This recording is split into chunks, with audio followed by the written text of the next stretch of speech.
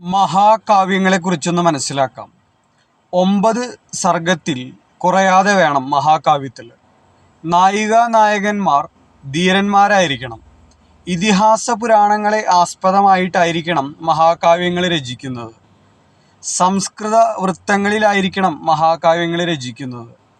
സംസ്കൃതത്തിലുണ്ടായിരുന്ന മഹാകാവ്യങ്ങളെ ചുവടുപിടിച്ചുകൊണ്ട് മലയാളത്തിലും മഹാകാവ്യങ്ങൾ ഉണ്ടായിട്ടുണ്ട്. അല്ലെങ്കിൽ രചിക്കപ്പെട്ടിട്ടുള്ളത് സംസ്കൃത മഹാകാവ്യങ്ങളെ ആസ്പദമാക്കിയിട്ടാണ്.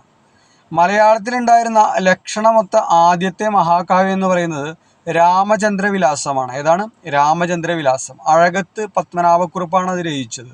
ഉമാകേരളം എന്ന മഹാകാവ്യം ഉള്ളൂരിൻ്റെയാണ്. ചിത്രയോഗം എന്ന മഹാകാവ്യം വള്ളത്തോളിൻ്റെയാണ്. ശ്രീ യേശു വിജയം എന്ന മഹാകാവ്യം കട്ടക്കയം ചെറിയൻ മാപ്പിളയുടെയാണ്. ക്രൈസ്തവ കാളിദാസൻ എന്നറിയപ്പെടുന്നത് ഈ കട്ടക്കയം ചെറിയൻ മാപ്പിളയാണ്.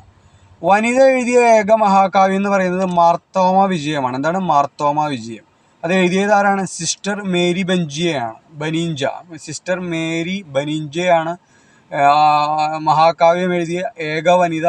എഴുതിയിരിക്കുന്ന മഹാകാവ്യത്തിൻ്റെ പേര് മാർത്തോമ വിജയം എന്നാണ്. ഇനി കർണാമൃതം എന്ന മഹാകാവ്യം എഴുതിയിരിക്കുന്നത് കിളിമാനൂർ കേശവനാണ്. കേശവീയം എന്ന മഹാകാവ്യം എഴുതിയിരിക്കുന്നത് KC കേശവപിള്ളയാണ്. മാഹമ്മദം എന്ന മഹാകാവ്യം എഴുതിയിരിക്കുന്നത് പൊൻകുന്നം സെയ്ദ് മുഹമ്മദാണ്.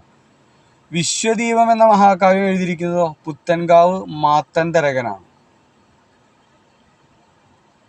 വിലാപ കാവ്യങ്ങളെ മനസ്സിലാക്കാം. മലയാളത്തിലെ ആദ്യത്തെ വിലാപ കാവ്യം ഒരു വിലാപമാണ്. എഴുതിയിരിക്കുന്നത് CS സുബ്രഹ്മണ്യപ്പോറ്റിയാണ്. കണ്ണുനീർത്തുള്ളി മറ്റൊരു വിലാപ കാവ്യമാണ്. എഴുതിയിരിക്കുന്നത് നാലാപ്പാട് നാരായണമേനോനാണ്. ഭാര്യയുടെ മരണത്തെ തുടർന്നാണ് അദ്ദേഹം ഈ ഒരു വിലാപകാവ്യം എഴുതിയിരിക്കുന്നത്. പ്രരോദനം മറ്റൊരു വിലാപകാവ്യം കുമാരനാശാൻ്റെതാണ്. കുമാരനാശാനാണ് ഈ ഒരു വിലാപകാവ്യം രചിച്ചിരിക്കുന്നത്. AR രാജരാജവർമ്മയുടെ മരണത്തെ തുടർന്നാണ് അദ്ദേഹം ഇത് രചിച്ചത്.